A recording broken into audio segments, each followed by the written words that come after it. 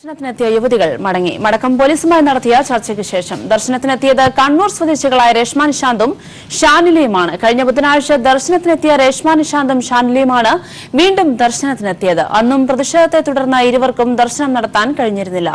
വിശദാംശങ്ങൾ നൽകാൻ അഭിറാം ചേരുകയാണ്. അഭിറാം, ഇന്ന് അയ്യപ്പ ദർശനത്തിനായി എത്തിയ യുവതികൾ നേരത്തെ ഒരു തവണ വ്രതം നോറ്റ് എത്തിയ യുവതികൾ തന്നെയാണ്. ഇവർ മടങ്ങുമ്പോൾ ഏത് തരത്തിലുള്ള സ്ഥിരീകരണമാണ് ഇവരുടെ ഭാഗത്തുനിന്നോ അതോ പോലീസിന്റെ ഭാഗത്തുനിന്നോ ലഭ്യമായിട്ടുണ്ടോ? വിശദാംശങ്ങൾ. ക്രിസ്റ്റീന, ഇന്ന് രാവിലെ പുലർച്ചയോടെയാണ് ഈ രണ്ടംഗ സംഘം ശബരിമലയിൽ ദർശനം നടത്താനായി നിലയ്ക്കലിലെത്തിയത്. തുടർന്ന് നിലയ്ക്കലിൽ ഇവർ പോലീസ് ക്യാമ്പിലായിരുന്നു. തുടർന്ന് ഈ വാർത്ത അറിഞ്ഞതോടെ തന്നെ പമ്പയിൽ വലിയ പ്രതിഷേധങ്ങളുടെ സാധ്യത ഉണ്ടായെന്നുള്ള വിവരം പോലീസ് ലഭിക്കുകയുണ്ടായി. അതുകൂടാതെ തന്നെ ഇന്ന് നട അടയ്ക്കാനിരിക്കുകയാണ്. അതായത് നാളെയാണ് നട അടയ്ക്കുക. പക്ഷേ ഇന്നാണ് ഈ ഭക്തർക്ക് അവസാനമായി തൊഴിലാനുള്ള അവസരം ഉണ്ടാവുക. അത് കഴിഞ്ഞാൽ നാളെ കുടുംബ പ്രതിനിധികൾക്ക് മാത്രമാണ് ഈ ദർശനത്തിനുള്ള സാധ്യതയുള്ളത്. അതുകൊണ്ട് തന്നെ ഇന്ന് വൈകുന്നേരം 10 മണിക്ക് ശബരിമല നട അടയ്ക്കുമ്പോൾ അവസാന വട്ടം അയ്യപ്പനെ ദർശിക്കാനായി നിരവധി തീർത്ഥാടകരാണ് ഇവിടേക്ക് എത്തിക്കൊണ്ടിരിക്കുന്നത്. അപ്പോൾ ആ തീർത്ഥാടകർക്ക് ബുദ്ധിമുട്ടുണ്ടാകാതിരിക്കാൻ വേണ്ട നിർദ്ദേശങ്ങൾ അല്ലെങ്കിൽ ആ ഒരു നടപടികൾ പോലീസിന് സ്വീകരിക്കേണ്ടതായി ഉണ്ടായിരുന്നു. അതുകൂടി കണക്കിലെടുത്തുകൊണ്ടാണ് ഇപ്പം ഇത്തരത്തിലൊരു നീക്കത്തിലേക്ക് പോലീസ് പോയത്. ഇവിടെ ഉണ്ടാകാനുള്ള സാഹചര്യത്തെ പറ്റി ഇവരെ കൃത്യമായി ബോധിപ്പിക്കാൻ പോലീസിന് കഴിഞ്ഞു. ഇത്തരത്തിലൊരു നിങ്ങളിവിടെ വരികയാണെങ്കിൽ ഇവിടെ തീർത്ഥാടകർക്ക് ഏത് തരത്തിലാണ് ബുദ്ധിമുട്ടുണ്ടാകാൻ സംബന്ധിച്ച് കൃത്യമായ വിവരം പോലീസ് ഇവരുമായി പങ്കുവച്ചു. തുടർന്ന് ഒരു ചർച്ചയുടെ ഭാഗമായാണ് ഈ സംഘം തിരിച്ചു പോയതും. ഈ സംഘം ഇനിയും ഇവിടേക്ക് എത്താൻ സാധ്യതയുണ്ട് എന്നതിലൊരു വിവരം കൂടി നമുക്ക് ഇപ്പോൾ നൽകാൻ കഴിയുന്നുണ്ട്. ഇത്തരത്തിലൊരു പിന്മാറ്റം ഉണ്ടെങ്കിൽ കൂടി വീണ്ടും തിരിച്ചു വരും എന്നാണ് ഈ രേഷ്മയും ഷാനിലയും അടക്കമുള്ളവർ പറയുന്നതും. നേരത്തെ നവോത്ഥാന കേരളം ശബരിമലയിലേക്ക് എന്ന പേരിൽ ഒരു ഫേസ്ബുക്ക് കൂട്ടായ്മയിലൂടെയാണ് നിരവധി സ്ത്രീകൾ ഇത്തരം ശബരിമലയിലേക്ക് വരുന്നതായി ബന്ധപ്പെട്ട പോസ്റ്റർ അടക്കം ഉണ്ടായിരുന്നു. നേരത്തെ മഞ്ജു അടക്കം ശബരിമലയിലെത്തി. ഈ പുറത്തുവിട്ട നവോത്ഥാന കേരള ശബരിമലയാണ്. അത്തരത്തിൽ ഈ ഒരു രേഷ്മയുടെയും മറ്റു സംഘത്തിനും ഈ ഒരു ഗ്രൂപ്പുമായി വ്യക്തമായ ബന്ധമുണ്ട്. ഇവരും രണ്ടാമതായി പറഞ്ഞത് ഇത്തരം ഒരു നീക്കത്തിൽ തങ്ങളില്ല എന്ന് ആദ്യം പറഞ്ഞെങ്കിലും പിന്നീട് തിരിച്ചു വന്ന സാധ്യത കൂടി ഇവർ പറയുന്നുണ്ടായിരുന്നു. എന്തായാലും ഇത്തരത്തിൽ ഇവിടെ എത്തുന്ന തീർത്ഥാടകർക്ക് ഒരു ബുദ്ധിമുട്ടുണ്ടാകാതിരിക്കാനുള്ള നിർദ്ദേശങ്ങൾ തന്നെയാണ് പോലീസ് ഇവരുമായി പങ്കുവച്ചത് നടപ്പിലാക്കിയതും. അത്തരത്തിലൊരു തീരുമാനത്തിന്റെ ഭാഗമായാണ് ഈ സംഘം ഇവിടേക്ക് എത്താതെ തിരിച്ച് നിലയ്ക്കൽ നിന്ന് എരുമേലിയിലേക്ക് പോയത്. ഇതിൽ പ്രധാനപ്പെട്ട രണ്ട് കാര്യം, ഈ സംഘം എത്തുന്നത് സംബന്ധിച്ച് നേരത്തെ തന്നെ വാർത്തകൾ ഉണ്ടായിരുന്നു. അത് കണക്കിലെടുത്ത് പലയിടങ്ങളിലായി പ്രതിഷേധക്കാർ തമ്പടിക്കുകയും ചെയ്തു. വലിയ തോതിൽ അല്ലെങ്കിൽ കൂടി പ്രതിഷേധങ്ങൾ ഉണ്ടാകാനുള്ള സാധ്യത പോലീസ് മനസ്സിലാക്കുകയും ചെയ്തു. അത്തരത്തിൽ പ്രതിഷേധങ്ങൾ ഉണ്ടാവുകയാണെങ്കിൽ അത് തീർത്ഥാടകർ ഏത് രീതിയിൽ ബാധിക്കുന്നത് സംബന്ധിച്ചും പോലീസിന് ആശയക്കുഴപ്പം ആദ്യം ഉണ്ടായിരുന്നു. പക്ഷേ അത്തരമൊരു അവസരത്തിൽ ഇന്ന് അവസാന ദിനം എത്തുന്ന തീർത്ഥാടകർക്ക് വലിയൊരു ബുദ്ധിമുട്ടുകളിലേക്ക് കാര്യങ്ങൾ പോകരുതെന്ന് കൃത്യമായി തന്നെ പോലീസിന് നിർബന്ധമുണ്ടായിരുന്നു. അത് കണക്കിലെടുത്താണ് ഇപ്പോൾ ഇത്തരമൊരു നീക്കത്തിലേക്ക് പോലീസ് പോയതും.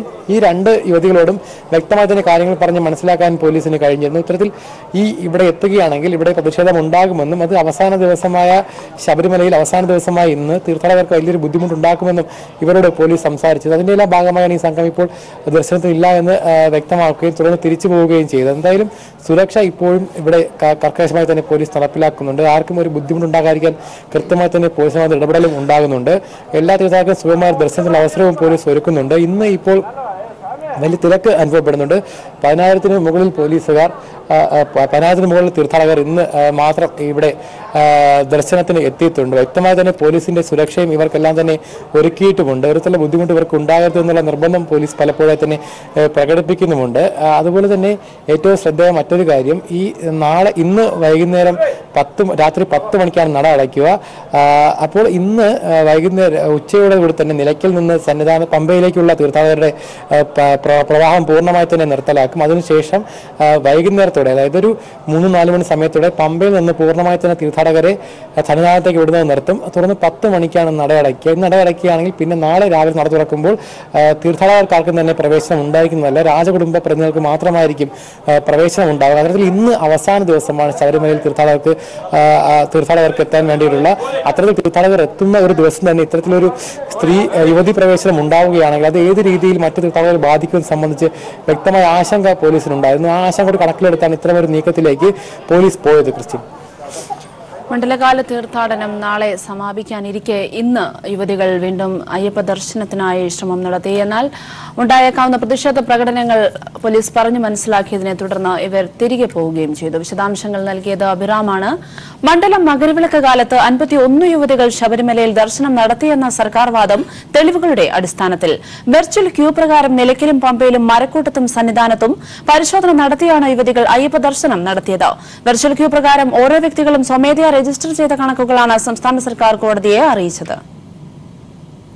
നിങ്ങളുടെ പേര്, നിങ്ങളുടെ ടെലിഫോൺ നമ്പർ, നിങ്ങളുടെ ഫോട്ടോ ഐഡൻറ്റിറ്റി കാർഡ് എന്നിവ അപ്ലോഡ് ചെയ്താൽ നിങ്ങൾക്കൊരു കാർഡ് കിട്ടും, വെർച്വൽ ക്യൂ കാർഡ്.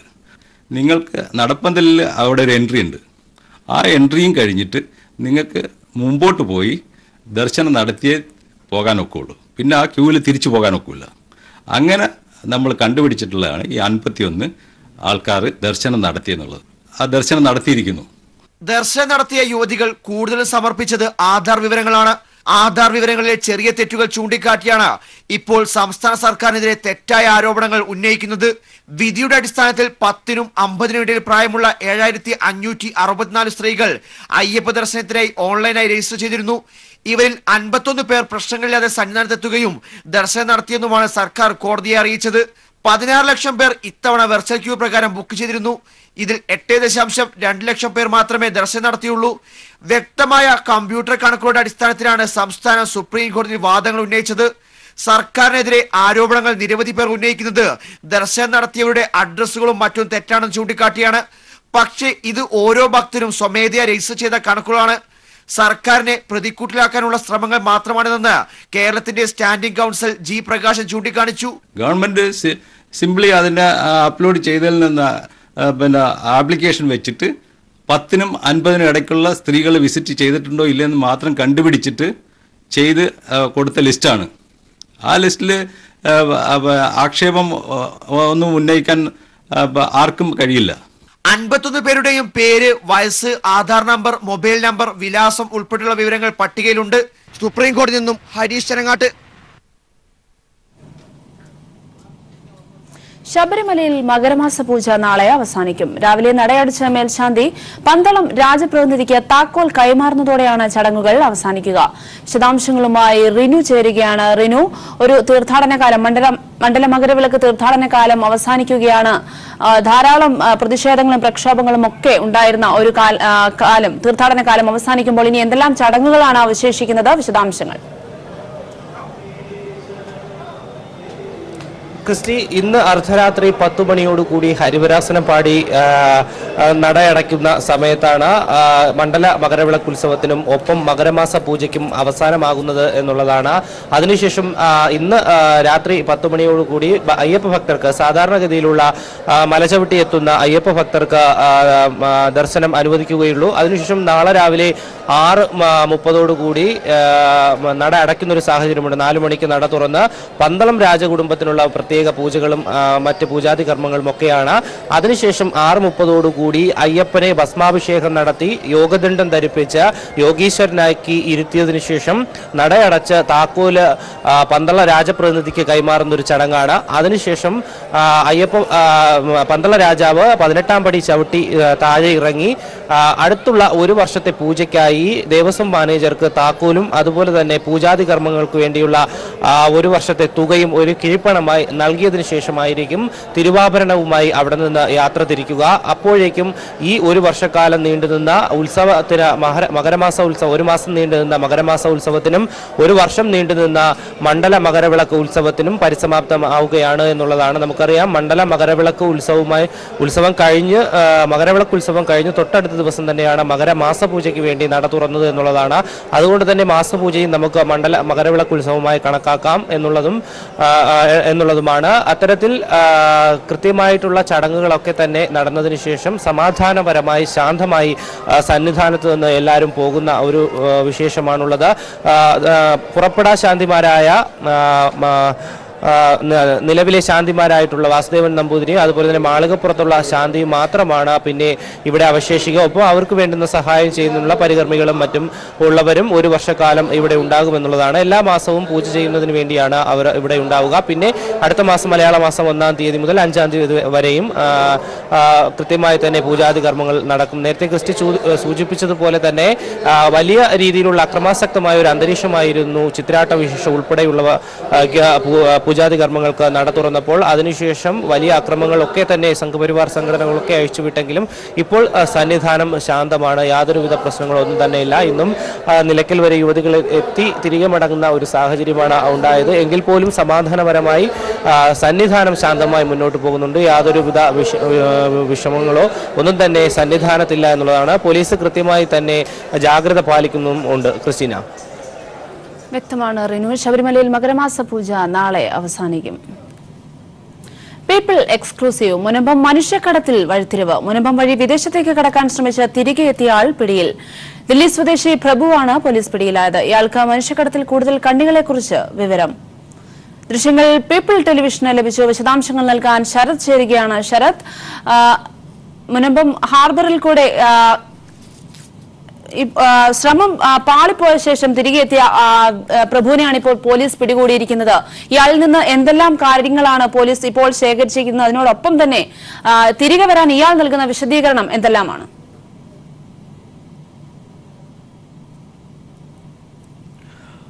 തീർച്ചയായും ക്രിസ്റ്റി സൂചിപ്പിച്ചതുപോലെ തന്നെ മുനമ്പം മനുഷ്യക്കടത്തിൽ ശ്രമം പാളിപ്പോയതിനെ തുടർന്ന് തിരികെ എത്തിയ പ്രഭുവാണ് ഇന്നലെ പോലീസിന്റെ പിടിയിലായത്. കഴിഞ്ഞ ജനുവരി 12-ാം തീയതി പുലർച്ചെയായിരുന്നു പ്രഭു ഉൾപ്പെടെയുള്ള 230 പേർ വിദേശത്തേക്ക് കടക്കാൻ, ന്യൂസിലൻഡിലേക്ക് കടക്കാൻ തീരുമാനിച്ചുകൊണ്ട് മുനമ്പത്തേക്ക് എത്തിയത്. എന്നാൽ മുനമ്പം വഴി പോകാൻ വേണ്ടി തീരുമാനിച്ച ഈ 230 പേരിൽ പ്രഭു ഉൾപ്പെടെയുള്ള 19 പേരെ കൂട്ടാതെ ബോട്ട് പോകുന്ന ഒരു സാഹചര്യമായിരുന്നു ഉണ്ടായിരുന്നത്. ഇടനിലക്കാരുൾപ്പെടെയുള്ള ആളുകൾ ഇവരെ പറ്റിച്ചതിന്റെ ഭാഗമായി പ്രഭു ഉൾപ്പെടെയുള്ള 19 ആളുകൾക്ക് പോകാൻ സാധിച്ചില്ല. തുടർന്ന് പ്രഭു തിരികെ ദില്ലിയിലേക്ക് തന്നെ മടങ്ങി. ദില്ലി അംബേദ്കർ നഗറിലെ കോളനിയിലേക്ക് തിരികെ മടങ്ങി. അവിടെ വീട്ടിൽ വിശ്രമിക്കുകയായിരുന്ന പ്രഭുവിനെ കേരള പോലീസ് വീട് പരിശോധനയ്ക്കിടയിൽ പിടികൂടുകയായിരുന്നു. പിന്നീടാണ് ഇത് സംബന്ധിച്ച മനുഷ്യക്കടത്തുമായി ബന്ധപ്പെട്ടുള്ള വിശദാംശങ്ങൾ ചോദ്യം ചെയ്യലിൽ പോലീസിന് പ്രഭുവിൽ നിന്ന് ലഭിച്ചത്. പ്രധാനമായും അദ്ദേഹം പറഞ്ഞത് താൻ 3 ലക്ഷം രൂപയോളമാണ് വിദേശത്തേക്ക് കടക്കുന്നതിനായി താൻ നൽകിയത്. തന്നെ ഒടുവിൽ പറ്റിക്കുകയായിരുന്നു ചെയ്തത്. അങ്ങനെയാണ് ഞാൻ 2-3 ദിവസം കാത്തു നിന്നു മറ്റ് ഒരു വാഹനത്തിലെങ്കിലും പോകാൻ വേണ്ടി സാധിക്കുമെന്ന പ്രതീക്ഷയിൽ. എന്നാൽ അതുണ്ടായില്ല. തുടർന്നാണ് താൻ തിരികെ വന്നത് എന്നുള്ളതായിരുന്നു അദ്ദേഹം പറഞ്ഞത്. പ്രധാനമായും മറ്റൊരു കാര്യം പറഞ്ഞത് മുഖ്യ കണ്ണികളുമായി ബന്ധപ്പെട്ടുള്ള വിവരങ്ങൾ പോലീസിന് ഇയാൾ നൽകി എന്നുള്ളത് തന്നെയാണ്.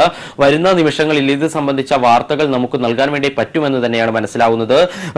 മറ്റൊരു പ്രധാനപ്പെട്ട സംഭവം മൊഴിയായി അദ്ദേഹം രേഖപ്പെടുത്തിയത് തന്റെ ഭാര്യയും കുട്ടിയും ഇവരുടെ ഈ ബോട്ടിൽ പുറപ്പെട്ടു പോയ ബോട്ടിൽ ഉണ്ടായിരുന്നു എന്നുള്ളതാണ്. എന്നാൽ നമ്മൾ പീപ്പിൾ അന്വേഷിച്ച ഒരു ഘട്ടത്തിൽ ഇവരുടെ ഭാര്യ പോയിട്ടില്ല എന്നുള്ള ഒരു വ്യക്തമായ വിവരം, ഫോൺ നമ്പർ, ഫോൺ റെക്കോർഡ് ഉൾപ്പെടെ നമുക്ക് ലഭിക്കുന്ന ഒരു സാഹചര്യമാണ് ഉണ്ടായിരിക്കുന്നത്. അതിനാൽ തന്നെ പൂർണ്ണമായും പ്രഭുവിന്റെ മൊഴിയെ വിശ്വസിക്കാൻ വേണ്ടി ഏതായാലും സാധിക്കുകയില്ല. എന്നാൽ അതേസമയം തന്നെ ഈ 230 പേരെയും ഇത്തരത്തിൽ കൊണ്ടുപോയ ആളുകളെ മനസ്സിലാക്കാൻ വേണ്ടി അതായത് ഈ മനുഷ്യക്കടത്തിന്റെ ദില്ലി ബന്ധങ്ങളുടെ സൂത്രധാരന്മാരെ മനസ്സിലാക്കാൻ തീർച്ചയായും പ്രഭുവിന്റെ ഈ ഒരു അറസ്റ്റോടെ സാധിക്കുമെന്നുള്ള നിർണായകമായ ഉറപ്പിൽ തന്നെയാണ് കേരള പോലീസ് ഉള്ളത്. ഈ മുഖ്യ സൂത്രധാരന്മാരുമായി തനിക്ക് നേരിട്ട് ബന്ധമുണ്ട് എന്നുള്ള സൂചന പ്രാഥമികമായി ചോദ്യം ചെയ്ത വേളയിൽ തന്നെ പ്രഭു നൽകിയിട്ടുണ്ട്. അത് വെച്ചുകൊണ്ട് കേരള പോലീസ് അന്വേഷണം മുന്നോട്ട് കൊണ്ടുപോകുമെന്നാണ് മനസ്സിലാകുന്നത്. ഇന്നലെയാണ് ഇയാൾ അറസ്റ്റിലായത്. ഇന്ന് പുലർച്ചെയോടെ കേരളത്തിൽ എത്തിക്കുകയായിരുന്നു. ഏതായാലും കൂടുതൽ ചോദ്യം ചെയ്യലിനായി കോടതിയിൽ ഹാജരാക്കി കസ്റ്റഡിയിൽ വാങ്ങാൻ തന്നെയായിരിക്കും കേരള പോലീസ് തയ്യാറാവുക. 3 ദിവസത്തിനുള്ളിൽ തന്നെ ദില്ലിയിലെത്തി അന്വേഷണ സംഘത്തിന് ഏറെ നിർണായകമായ ചില വിവരങ്ങൾ ലഭിച്ചു എന്നുള്ളത് വരുന്ന ദിവസങ്ങളിൽ ഇത് സംബന്ധിച്ച് കേസ് കൃത്യമായി തെളിയിക്കാൻ സഹായകരമാകും എന്നുള്ള ഒരു പ്രതീക്ഷയിൽ തന്നെയാണ് പോലീസ് ഉള്ളത്. അതോടൊപ്പം തന്നെ എത്ര രൂപ ഇത്തരത്തിൽ ആളുകളിൽ നിന്ന് വാങ്ങി, എപ്പോൾ മുതൽ തയ്യാറെടുപ്പ് നടത്തി എന്നതിനെ സംബന്ധിച്ചൊക്കെ തന്നെ ഇപ്പോഴും ചില ആശങ്കകളുണ്ട്. അവയൊക്കെ തന്നെ പരിഹരിക്കാൻ സാധിക്കുന്ന നിലയിലുള്ള നിർണായകമായ ഒരു അറസ്റ്റാണ് ഇന്നലെ രാത്രിയോടുകൂടി പോലീസിന്റെ ഭാഗത്തു നിന്നും ഉണ്ടായിരിക്കുന്നത്. ക്രിസ്റ്റി, മുൻപ് മനുഷ്യക്കടത്തിൽ വഴിത്തിരിവ് കുടിയേറ്റത്തിന് ശ്രമിച്ച ദില്ലി സ്വദേശി പ്രഭുവാണ് പോലീസ് പിടിയിലായത്. വിശദാംശങ്ങൾ നൽകിയത് ശരത്താണ്. തിരികെ വരാം ഒരു ഇടവേളയ്ക്ക് ശേഷം. തൃശൂർ മാന്താമംഗലം പള്ളിയിലെ ആരാധനാ ഭരണ സ്വാതന്ത്ര്യത്തിന്റെ കാര്യത്തിൽ യാക്കോബായ സഭ ഇന്ന് നിലപാട് അറിയിക്കും. ഇത് സംബന്ധിച്ച് ഇന്ന് ഉച്ചയ്ക്ക് 2 മണിക്ക് മുൻപായി രേഖാമൂലം നിലപാട് അറിയിക്കാൻ കളക്ടർ ഇന്നലെ നിർദ്ദേശിച്ചിരുന്നു. യാക്കോബായ സഭയുടെ മറുപടിയുടെ അടിസ്ഥാനത്തിലായിരിക്കും ചർച്ചകൾ പുനരാരംഭിക്കുക. അവകാശ തർക്കത്തെ തുടർന്ന് കല്ലേറും സംഘർഷവുമുണ്ടായ മാന്നാമംഗലം സെന്റ് മേരീസ് പള്ളിയിൽ സ്ഥിതി ശാന്തമാക്കാൻ കളക്ടർ ഇന്നലെ യാക്കോബായ ഓർത്തഡോക്സ് വിഭാഗങ്ങളുമായി ചർച്ച നടത്തിയിരുന്നു. തുടർന്ന് ഹൈക്കോടതിയിൽ നിലവിലുള്ള അപ്പീലിൽ തീരുമാനമാകുന്നതുവരെ പള്ളിയിൽ പ്രവേശിക്കില്ലെന്ന് ഓർത്തഡോക്സ് വിഭാഗവും പള്ളിക്കുള്ളിലെ പ്രാർത്ഥനാ യജ്ഞം അവസാനിപ്പിച്ച് പുറത്തിറങ്ങാൻ യാക്കോബായ സഭാംഗങ്ങളും തീരുമാനിക്കുകയായിരുന്നു. പള്ളി പൂട്ടി താക്കോൽ കൈവശം വയ്ക്കാൻ യാക്കോബായ സഭാംഗങ്ങൾക്ക് അനുമതി നൽകിയെങ്കിലും തുടർന്നുള്ള ആരാധനാ ഭരണകാര്യത്തിൽ ഇന്നുച്ചയ്ക്ക് മുൻപ് നിലപാടറിയിക്കാൻ കളക്ടർ യാക്കോബായ വിഭാഗത്തോട് നിർദ്ദേശിക്കുകയായിരുന്നു. മുൻ യൂണിയൻ പ്രസിഡന്റ് കനയ്യകുമാർ ഉൾപ്പെടെയുള്ള JNU വിദ്യാർത്ഥി നേതാക്കൾ രാജ്യവിരുദ്ധ മുദ്രാവാക്യങ്ങൾ വിളിച്ചുവെന്നാരോപിക്കുന്ന ദില്ലി പോലീസിന്റെ കുറ്റപത്രം ഇന്ന് പരിഗണിക്കും.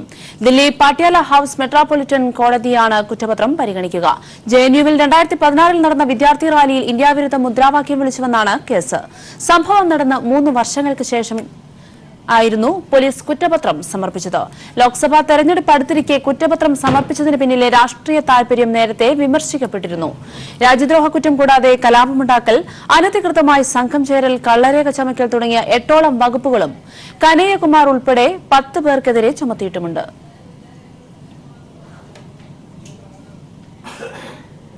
മമതാ ബാനർജിയുടെ നേതൃത്വത്തിലുള്ള യുണൈറ്റഡ് ഇന്ത്യ റാലി ഇന്ന് ബിജെപിക്കെതിരെ പ്രതിപക്ഷ ഐക്യമുയർത്താൻ ലക്ഷ്യമിട്ടാണ് റാലി. പശ്ചിമ ബംഗാളിലെ ബ്രിഗേഡ് ഗ്രൌണ്ടിൽ നടക്കുന്ന റാലിയിൽ 40 ലക്ഷം പേർ പങ്കെടുക്കുമെന്നാണ് തൃണമൂൽ അവകാശവാദം. കോൺഗ്രസ് അധ്യക്ഷൻ രാഹുൽ ഗാന്ധി പങ്കെടുക്കുന്നില്ല എങ്കിലും ഒരുമിച്ച് നിന്ന് നമ്മൾ ശക്തമായ സന്ദേശം നൽകിയിരിക്കുന്നുവെന്ന് വ്യക്തമാക്കി പിന്തുണക്കത്ത് രാഹുൽ മമതയ്ക്ക് അയച്ചിരുന്നു. മല്ലികാർജ്ജുന ഖാർഗെ, HD ദേവഗൌഡ, HD കുമാരസ്വാമി, ദില്ലി മുഖ്യമന്ത്രി അരവിന്ദ് കെജ്രിവാൾ, സമാജ്വാദി പാർട്ടി നേതാവ് അഖിലേഷ് യാദവ്, ആന്ധ്രാപ്രദേശ് മുഖ്യമന്ത്രി ചന്ദ്രബാബു നായിഡു, നാഷണൽ കോൺഫറൻസ് നേതാവ് ഫാറൂഖ് അബ്ദുള്ള, NCP നേതാവ് ശരത് പവാർ, RJD നേതാവ് ലാലു പ്രസാദ് യാദവിന്റെ മകൻ തേജസ്വി യാദവ് തുടങ്ങിയവർ റാലിയിൽ പങ്കെടുക്കും. ഇടതുപക്ഷ പാർട്ടികൾ റാലിയിൽ പങ്കെടുക്കില്ല. മമതയുടെ റാലിക്ക് ബദലായി ഫെബ്രുവരി 3-ന് ഇടതുപക്ഷ പാർട്ടികൾ മഹാറാലി സംഘടിപ്പിക്കുന്നുമുണ്ട്. അമേരിക്കൻ പ്രസിഡന്റ് ഡൊണാൾഡ് ട്രംപും ഉത്തര കൊറിയൻ നേതാവ് കിം ജോങ് ഉന്നും തമ്മിലുള്ള 2ാം ഘട്ട കൂടിക്കാഴ്ച ഫെബ്രുവരി അവസാനം നടക്കും. വിയറ്റ്നാമിൽ വെച്ചാണ് കൂടിക്കാഴ്ച നടത്തുക. വാഷിംഗ്ടണിലെത്തിയ ഉത്തര കൊറിയൻ ഉന്നത ഉദ്യോഗസ്ഥനായ കിം യോങ് ചോളുമായി ട്രംപ് നടത്തിയ കൂടിക്കാഴ്ചയിലാണ് തീരുമാനം.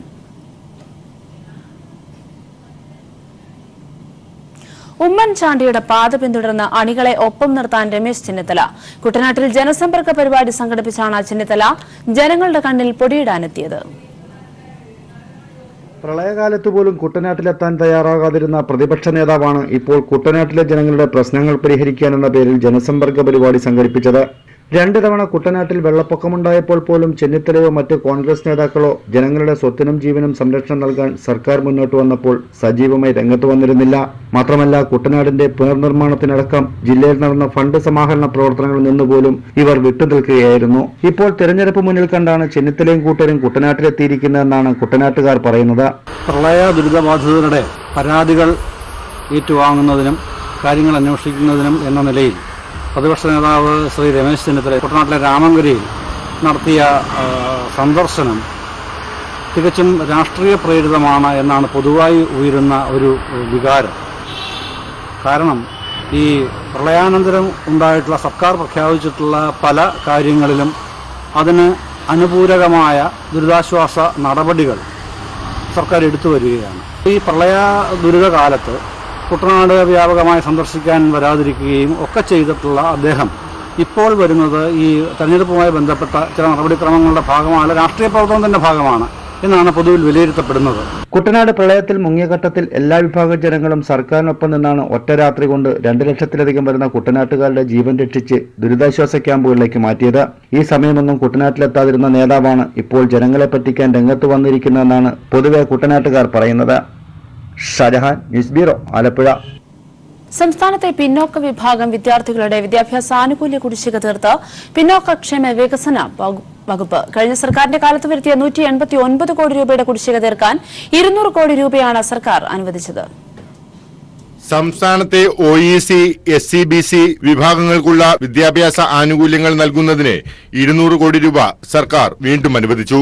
ഈ വർഷം ബഡ്ജറ്റ് വിഹിതമായി ലഭിച്ച 223 കോടി രൂപയ്ക്ക് പുറമെയാണ് അധിക ധനാനുമതിയിലൂടെ 200 കോടി രൂപ അനുവദിച്ചത്. ഇതോടെ OEC, SCBC വിദ്യാർത്ഥികളുടെ വിദ്യാഭ്യാസ ആനുകൂല്യത്തിൽ ഉണ്ടായിരുന്ന കുടിശ്ശിക പൂർണ്ണമായും തീരും. 30 സമുദായങ്ങളെ കൂടി OEC വിദ്യാഭ്യാസ ആനുകൂല്യങ്ങൾക്ക് അർഹതപ്പെടുത്തിയിരുന്നു. LDF സർക്കാർ അധികാരത്തിലെത്തുമ്പോൾ OEC, SCBC വിഭാഗം വിദ്യാർത്ഥികളുടെ വിദ്യാഭ്യാസ ആനുകൂല്യ ഇനത്തിൽ 189 കോടി രൂപ കുടിശ്ശിക ഉണ്ടായിരുന്നു. മുൻ സർക്കാരിന്റെ കാലത്ത് ആവശ്യമായ തുക ബജറ്റിൽ വകവയ്ക്കാത്തത് മൂലമാണ് കുടിശ്ശിക വന്നത്. നിലവിൽ OEC ആനുകൂല്യം ലഭിക്കുന്ന 8 സമുദായങ്ങൾക്ക് പുറമെ 30 സമുദായങ്ങളെ കൂടി വിദ്യാഭ്യാസ ആനുകൂല്യങ്ങൾക്കായി പരിഗണിച്ചപ്പോൾ ഏതാണ്ട് 200 കോടി രൂപയുടെ വർധനവാണ് പ്രതിവർഷം ഉണ്ടായിട്ടുള്ളത്. ഇതുവരെയായി 732.35 കോടി രൂപയുടെ ആനുകൂല്യങ്ങൾ സർക്കാർ വിതരണം ചെയ്തിട്ടുണ്ട്. കുടിശ്ശിക പൂർണ്ണമായും കൊടുത്തു തീർക്കുന്നതിനും അടുത്ത വർഷം മുതൽ കുടിശ്ശിക ഇല്ലാതെ കൃത്യമായി OEC, SCBC വിദ്യാഭ്യാസ ആനുകൂല്യം വിദ്യാർത്ഥികൾക്ക് നൽകുന്നതിനും നടപടികൾ സ്വീകരിക്കുമെന്ന് നേരത്തെ തന്നെ സർക്കാർ വ്യക്തമാക്കിയതാണ്. ഇതനുസരിച്ചാണ് പുതിയ നടപടി. ഇപ്പോൾ അനുവദിക്കുന്ന അധിക തുകയായ 200 കോടി രൂപ വിതരണം ചെയ്യുന്നതോടെ SCBC, OEC വിദ്യാർത്ഥികളുടെ വിദ്യാഭ്യാസ ആനുകൂല്യ കുടിശ്ശിക പൂർണ്ണമായും ഇല്ലാതാക്കാൻ കഴിയും. News bureau, Thiruvananthapuram. Kerala gazetted officers association Pathanamthitta ജില്ലാ കമ്മിറ്റിക്ക് സ്വന്തമായി നിർമ്മിച്ച കെട്ടിടം പൊതുമരാമത്ത് വകുപ്പ് മന്ത്രി ജി സുധാകരൻ ഉദ്ഘാടനം ചെയ്തു. സർക്കാർ നടപടികളിലുണ്ടാകുന്ന കാലതാമസം നമ്മുടെ നാടിന്റെ വികസനത്തിന്റെയും സാമൂഹിക സേവനത്തിന്റെയും ശത്രുവായി തീർന്നിരിക്കുകയാണെന്നും ഇത് ഒഴിവാക്കാൻ സർക്കാർ സേവനം അനുഷ്ഠിക്കുന്ന മുഴുവൻ പേർക്കും ബാധ്യതയുണ്ടെന്നും അദ്ദേഹം വ്യക്തമാക്കി. ഉദ്ഘാടന സമ്മേളനത്തിൽ KGOA ജില്ലാ പ്രസിഡന്റ് അബ്ദുൾ സലാം അധ്യക്ഷനായി. ജില്ലാ സെക്രട്ടറി BN ഷാജി സ്വാഗതം പറഞ്ഞ ചടങ്ങിൽ MLA-മാരായ രാജു എബ്രഹാം, വീണ ജോർജ്, CPIM ജില്ലാ സെക്രട്ടറി KP ഉദയഭാനു, സംസ്ഥാന കമ്മിറ്റി അംഗം അഡ്വക്കേറ്റ് K അനന്തഗോപൻ, KGOA സംസ്ഥാന ജനറൽ സെക്രട്ടറി TS രഘുലാൽ, പ്രസിഡന്റ് KM ദിലീപ്, CPIM ജില്ലാ സെക്രട്ടേറിയറ്റ് അംഗം advocate R Sanalkumar, area secretary N Sajikumar തുടങ്ങിയവർ സന്നിഹിതരായി.